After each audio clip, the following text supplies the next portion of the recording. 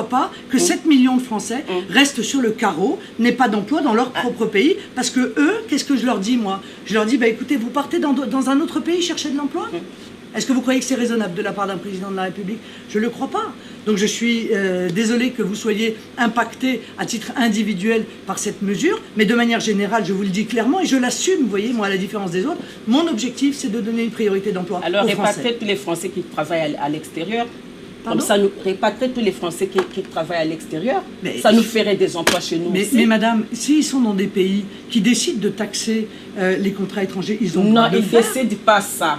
Parce que vous savez pourquoi? Parce que ce que vous décidez là, ce n'est pas bien, madame.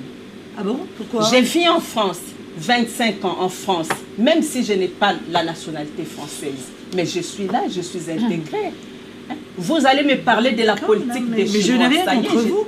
Moi, je ne vous critique pas, je ne dis pas que vous n'êtes pas intégré. Manifestement, vos enfants ont un parcours. Mais abandonnez cette politique-là, madame. Je suis chargée des 7 millions de chômeurs français.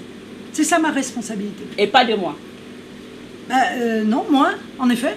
Parce que vous avez un autre pays, quelque part. Vous voyez, moi, mes Français à moi, ils ont un seul pays. Ils ne peuvent pas aller ailleurs pour travailler. Non, ils n'ont pas un seul pays. Ils sont nombreux partout, madame. Vous savez, madame, moi, je ne peux pas dire...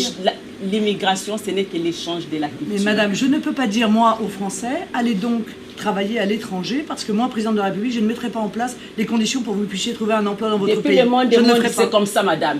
Voilà. Les Français vont aller ailleurs, ailleurs vont venir en France, c'est comme ça. Depuis que le monde est monde, c'est comme ça, madame. C'est comme ça, madame. Essayez de revoir votre politique, madame. Non, je crois pas. Vous savez, les enfants là. Madame Le Pen, justement, vous parlez de la France c'est votre pays, n'est-ce pas?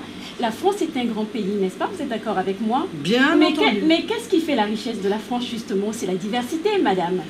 C'est la diversité. Non, mais, madame, ce qui fait la richesse de la France, c'est sa culture, c'est son histoire, c'est son peuple, c'est son patrimoine architectural, littéraire, musical, ce sont ses chercheurs, c'est son génie, c'est sa puissance internationale, c'est tout cela qui fait encore une fois la France. Mais justement, lorsque vous parlez d'international, je vais vous prendre d'exemple, justement ce qui fait la grandeur de la France. Vous avez parlé de la culture.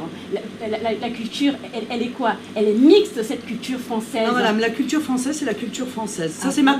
Macron qui pense qu'il n'y a pas de culture française, qu'il n'y a qu'une espèce de mélange. Non, la culture française, c'est la culture française. Et moi, j'ai envie de vous dire pourquoi vous êtes